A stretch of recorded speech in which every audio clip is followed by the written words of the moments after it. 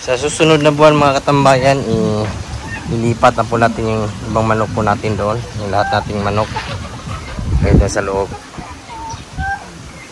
Baga lipat na tayo ng probinsya.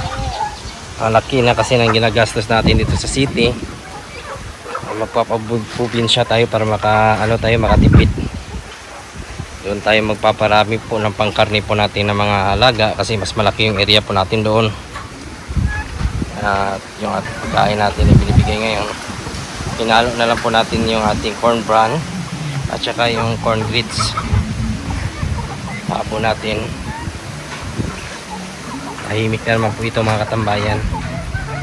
Ganoon talaga yung pagmamanok, lalo na po hindi atin yung lupa. Kailangan talaga natin na makalipat sa sarili nating lupa. Malungkot man isipin na tayo po ay babalik na ng probinsya sa loob po ng 12 years. Doon tayo babalik, maninirahan na tayo doon sa probinsya. At yung area naman po natin dito, balik mo sakali na may mga stocks po tayo, madami tayong order, ang gagawin po natin dito ay gagawin na lang po natin kumbaga stockyard. Kung may mga order tayo na nasa Marvel o Suxargen area o di kaya South Cotabato, dito natin ilalagay yung ating mga stocks po. Kumbaga na lang, parang magiging lang nila dito, tambayan pag nagkataon na may mga order tayo sa malalayong lugar. Dito natin tambay muna for the meantime. Ito yung natin area. Pa rin po ito, kumbaga naka bakod pa rin po, hindi natin kukunin yung bakod, iwan na po natin. Yan, para sa ganon, sakaling mag-expand tayo, dami yung order natin, lalo na po karne yung ating pupudyos, so pwede muna natin itambay yung ating mga pangkarne po dito sa ating manukan o dito sa area po natin bago i-deliver po. Mas malaki kasi yung demand dito sa Jensan kumpara sa probinsya. So yung mga stocks po natin na pangkarne, tatambay muna natin dito ilang araw bago i-deliver sa mga pag-deliveran po natin o sa pag-supplyan po natin. Sa ngayon hindi po na tayo naghanap po ng mga susupplyan kasi mahirap po pag nagtrata ka ngayon at wala kang karning maibibigay, magka-problema pa kayo kasi sa karne naman po ng manok palaging may kumbaga kulang po palagi. Kaya kung magsusupply ka ng karning manok, siguraduhin nyo po na dapat weekly kaya mo mag-produce, kaya mo mag-deliver o di kaya monthly. So ganun po ang diskarte sa pagbenta ng pangkarne para tuloy-tuloy yung kita. Ganito kasi dito sa Jensan, dapat kung magsusupply ka po ng pangkarning manok, siguraduhin nyo po na hindi ka maubusan ng stocks, lalo na po pag madami yung pag-supplyan nyo po. Maghanap po talaga yan. Yan po yung isa sa mga plano po natin na magparami sa probinsya. Mas malaki yung area, mas malaki yung chance na makapagparami tayo, magbubulyon po tayo kumbaga. Kung tatanungin nyo naman po kung mga katambayan kung risky pa ba yung pag-business po ng manok, para sa akin po ay hindi naman po, lalo na po kung karne yung ating pupudyos. At yung mga manok po natin na nandito sa loob, yung mga babae, para makapag-produce tayo ng quality po na karne, papares po tayo ng mga hulo po dito, mga pawakan, mga darag, mga bisaya talaga ng mga tandang, para ma-upgrade natin yung lasa ng ating mga healthy chickens. At sigurado hindi rin po malulugi yung kukuha sa atin yung bibili kasi nga masarap din po. Ayan, mamimiss din po natin yung area po natin dito pag nakalipat na tayo sa susunod na buwan. By next month nito wala na, pwede na ito magpakasta. So tamang tama sa sa ating area doon sa Aglan, Sarangani. Hindi na kasi namimili din yung ating mga alagang manok na nandito. Kumakain na po talaga ng ano,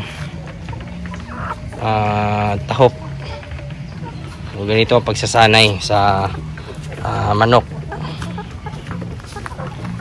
Kung iba kayo ng ano, mag-change kayo ng pagkain ng manok natin, siguraduhin po natin na yung ganito na po kalaki, mga 1 kilo siguro bago tayo mag-change feeding po. So yan yung pinakamaganda pag nagpalit tayo ng pagkain.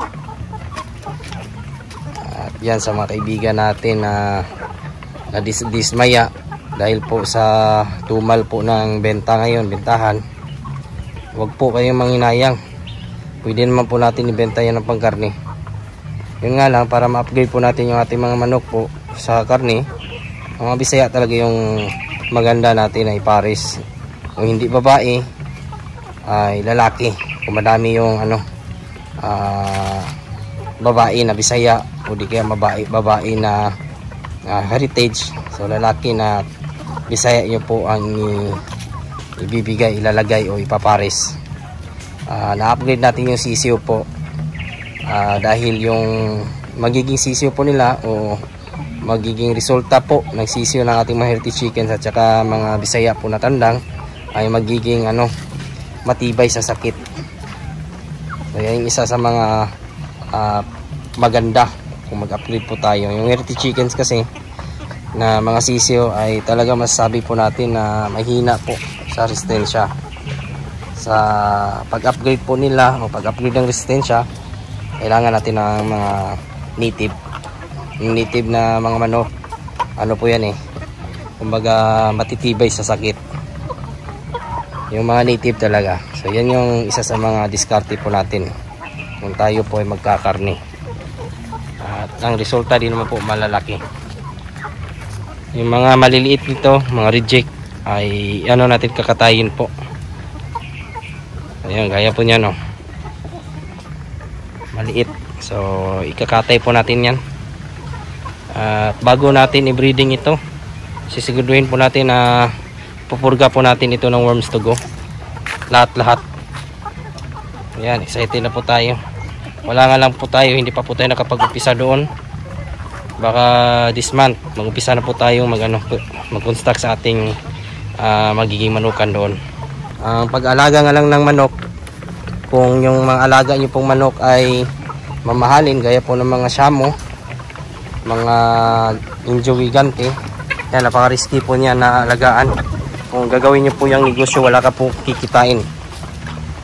Kasi yung karaniwan po na bayan nyo po dyan, sigurado ay mga collectors lang po. So mahirap po makakuha ng collectors, lalo na po pag hindi kayo kilala.